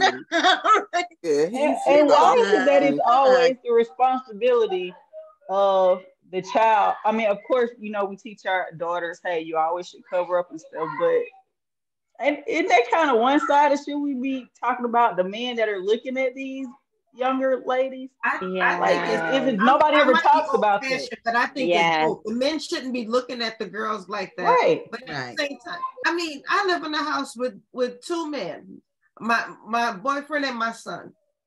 I'm not gonna walk around any kind of in front of my son. I'm not worried about how he's gonna be looking at me. I just think it's disrespectful to both of the men who are in the house.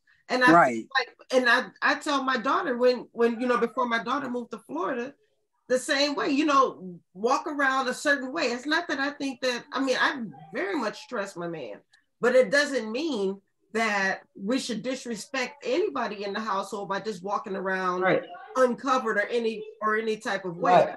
I'm not worried about the looking. It's just a respect thing. Right. I think it should be balanced. He shouldn't be looking at the girl like that. But at the same time, the girl should be dressing, be a little bit more modest, I think, in front of the man figures in the house.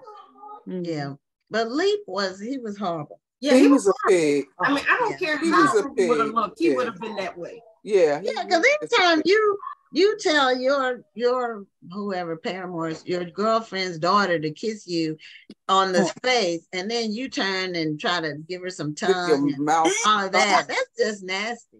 he ain't no good. Look, I got so caught up in the discussion. People were like, "What's the name of the book? What's the name of the book?" So thank you to everybody in the audience who is paying attention. Oh. I'm about to post the website. I thought I showed the cover, but if they tuned in late, they would have. Yeah, they might have tuned in late. Well, you can see the cover behind me. Yeah. Yes, I always try and show it with my cover, so so people know. Oh yeah, the cover's behind it. Yes, but some of the comments are no one liked Rose. No, I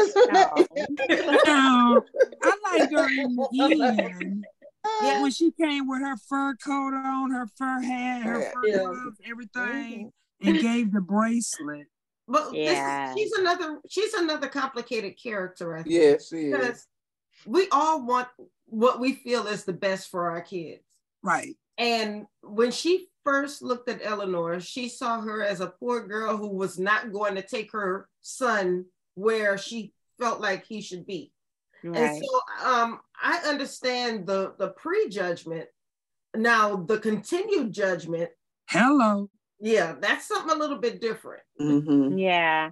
Well, the way I thought about Rose's character actually is I was thinking that William's family was the family with the money, right? Because William says that he's going to be the third generation doctor. And I sort of saw Rose as, she was from Virginia. She wasn't a Washingtonian, as they were three generations, upper echelon Black families. I felt like she came from a little something, but she didn't come from quite what William's family did. So when she married into that family, it was very important for her to, one, keep her place in the family and also make sure that nobody sort of pulled them apart. And she saw Eleanor as sort of a blemish on this legacy that she was trying to build, with her family and keeping up those appearances that William's family had already had. I totally see that. And that's why I will tell you this. I was scared. I thought she was poisoning Eleanor. Remember? Because remember how she the first miscarriage happened right after she ate the food that Rose had sent over there. Oh, I didn't even think that. No, I didn't either. I was so scared. I was like, is she this evil? If she really wants to break them up so badly that she'll get rid of the baby so they'll break up? Because when they put it past Rose, Rose made a statement about, well, there's no baby anymore. You don't have to get married. And he married anyway. So I was scared that thank God he stood up. In Eleanor. Yeah. I didn't like Rose.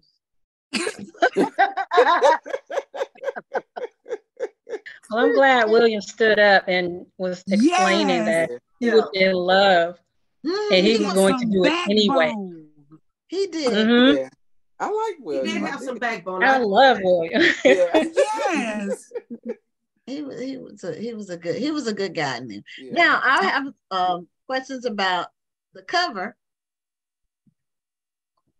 I think the cover is beautiful, but I wonder why there's no face. So I particularly don't like faces on my covers because I feel like when I'm writing the story, I sort of have a visual in my head of what the characters look like, but it's not going to match the visual you have in your head. Right. And I feel like when you see a face on the cover, it sort of throws everything off. So I sort of like to leave it to the imagination. I did the same thing with Yellow Wife. I did the same thing with my first novel, Love in a Carry-On Bag. I sort of like to leave the face for your own interpretation. Yeah. Okay. Didn't Yellow Wife have a face, but it was a profile? Didn't it? Well, Yellow Wife. Well, it's like to your neck. It's like right here. It's not. It's like her chin. Okay. Okay. That's the whole face. Not the whole. Yeah. No. Okay. All right. Well, even not even. I mean, hearing it's your just sort discussion of the long neck. Yeah. Yeah, hearing your discussion, that makes I get it. But I thought was that because those places, those houses, it was anonymity. You know, you don't. I thought that might be why you only just saw that, because it was an anonymous place. But thanks for sharing the real reason. I like that too. I like that too. I'm gonna use that. Yeah, it's like it's a metaphor. And also too, I feel like you could interchange both women on the cover. That could be that could be Eleanor, that could be Ruby. The house behind it could be the House of Eve, or it could be Howard University. So I felt like it was sort of a universal cover. Yeah, although she's pretty well dressed for her to be Ruby or Eleanor. No. You don't know what. Although back then people did dress. Yeah. People did dress back then. Yeah. You know they had their gloves and stuff on. They did. I think the cover is beautiful. Yeah. Thank you. It's very eye-catching. And I know when they do the cover, every little detail matters, when you do a cover. Now, I had 3 sayings that I wrote down that I had never heard. At least one of them I hadn't heard. Okay, I got one probably for you too. So give us yours. Don't let your mouth match the gasoline on an ass whipping. Oh my God.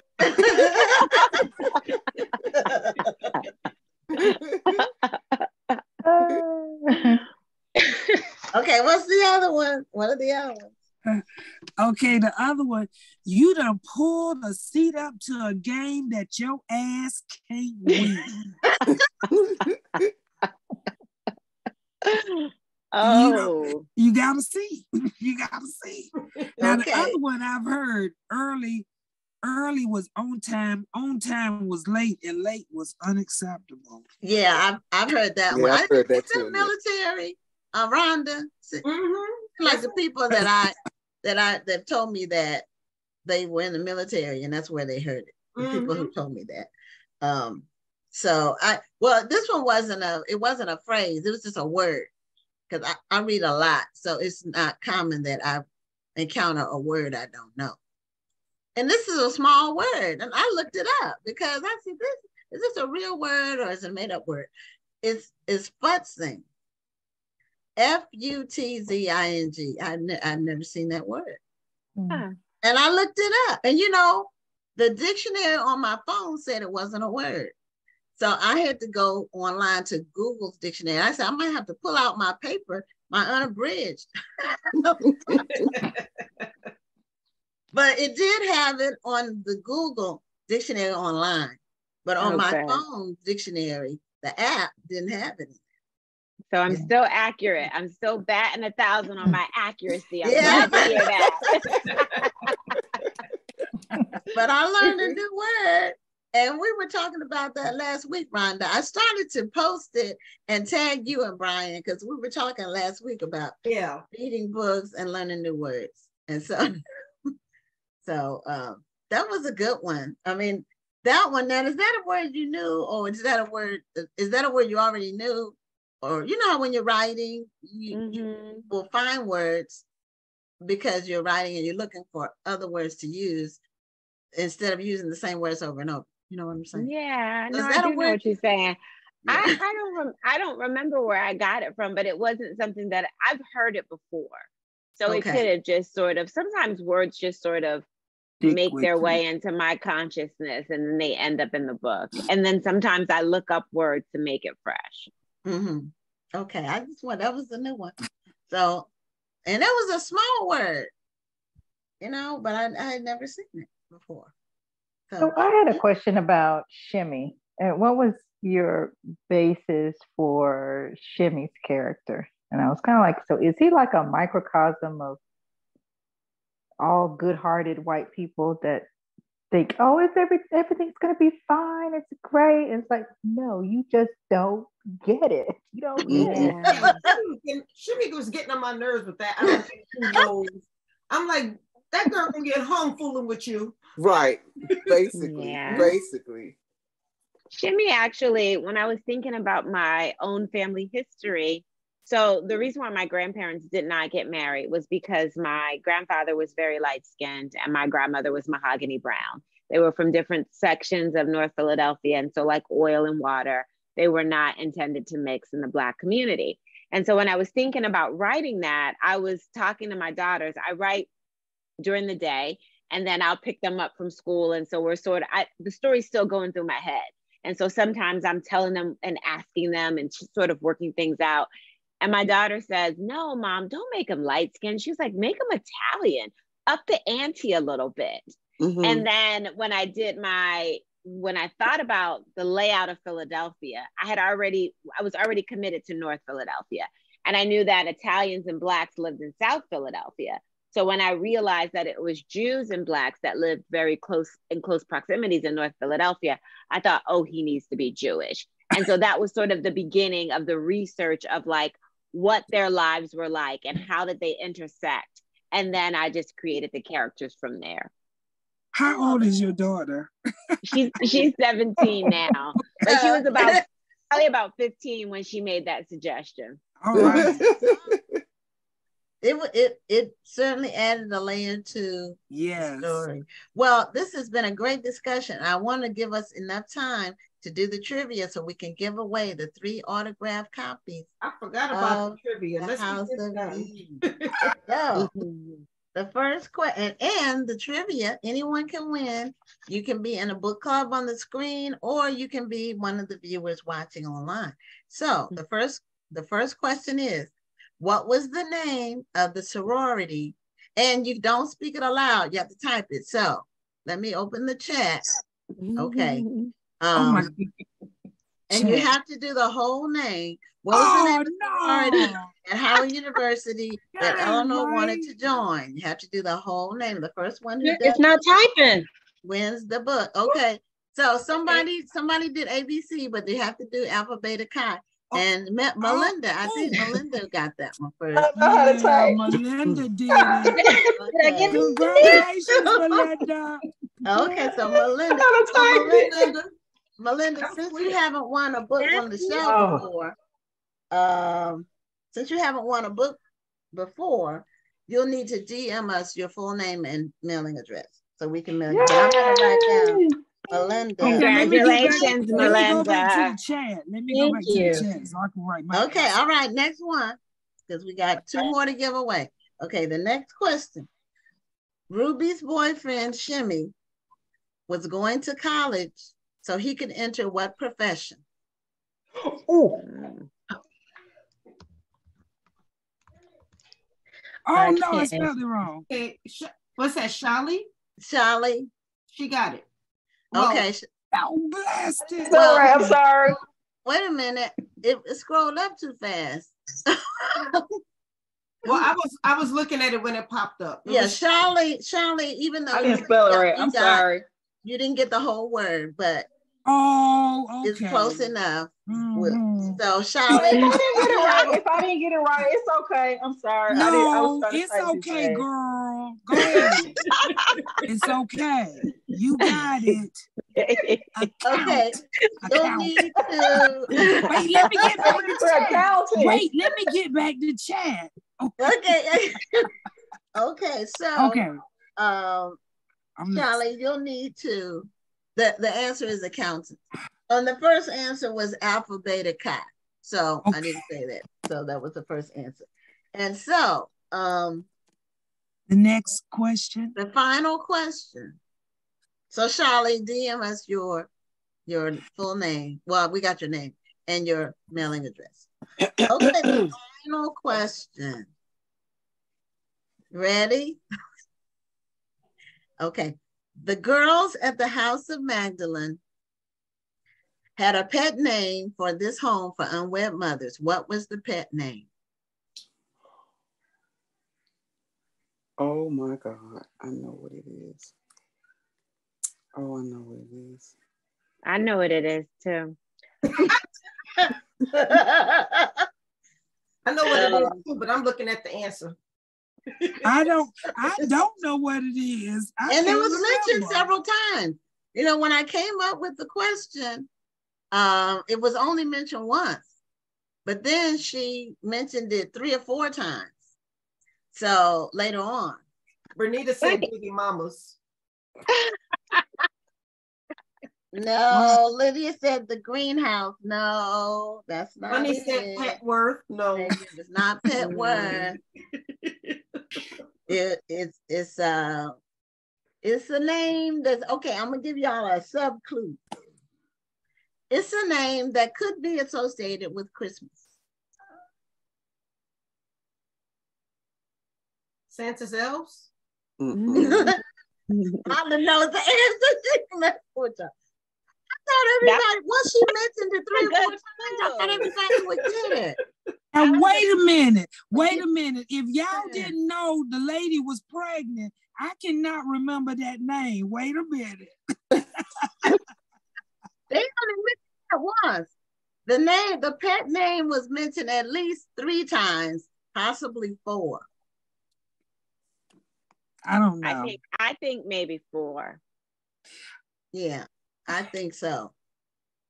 I'm surprised. Next question. No, that's it. It's only 3 books. Question. It's 3 books we're giving away, and this is. You gotta come up with another question. No, I worked hard on these trivia. Ain't nobody. The answer is not Santa's elves. I was just playing. We were too traumatized by the girl having the baby and running out. We didn't remember over that. here making up. She making up names. The house of the baby mamas. Santa's elves. I don't remember. No, Santa's elves. Okay, let me see if I can think of one more clue. Okay, here it is. It's something sweet. The green monster. How is that sweet? It is sweet. A green monster. That avocado. No, the answer with that man was green sweet. monster. The answer. Oh, you saying how is the green monster sweet? Okay, somebody said candy cane. No, no, Jackie. No, sorry. It's not candy cane. But if you are barking up the right tree. You're in the. Well, was it candle? No, it wasn't candle. Somewhat. Peppermint Prison. Okay, Lydia got it. Oh, Lydia I like that Peppermint Prison. I'm gonna use what that. Was it? Online got the answer. What she said it was? The gingerbread house. I don't remember her saying that several times. They called it the gingerbread house. Now wait a minute. How that come up? Wait a minute. You said that did Christmas gingerbread. Okay. Okay, yeah. Now you should have gave us another clue. The first clue, I thought everybody would know the answer. So anyway, so the house, it was the gingerbread house. So Lydia Brew, she's a regular viewer of the show. She gets the autograph. That was she lucky. Congratulations, Lydia. So thank you all for participating. This was a wonderful, lively discussion. Sadeqa, thank you for 1, writing such an amazing story, and 2, congratulations for the success of the book. And I hope it continues to succeed. And your writing is really, really exceptional. Thank you. So I read a lot of books, and so your writing is very, very good. And so you should be very proud. And your I like the historical part, and your details are meticulous. Your research is for sure really on point. So thank you. It's really great. So we are in the last 2 minutes, and we have to do our outro and close out.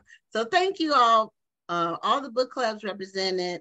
We appreciate you. We'll let you know when we have another kickback, so you can participate in that. If you all have a suggestion for a book, feel free to email me, because we're looking for books. It needs to be a widely talked about book. It needs to be a book by a major author, someone who's experienced in selling books. So if you have a suggestion, and it needs to be a new book, because we only do new books on the Kickback. So it needs to be, and we try to do it like a month after the book comes out. So if you know some books that are coming out, we have some that we're looking at to do for the future. But if you have some suggestions, we're open to that. Please email us. Well, I'm already on it. Are you? I'm halfway through it. I started it on the plane. Okay, because it's not out. It's not out yet. No, it's not out. It comes out in June. So I'm already on it. That's not fair. That's not fair. That's not fair. Which book but was I it? got it wrote down. Yeah. When it So come out. anyway, thank you all for participating.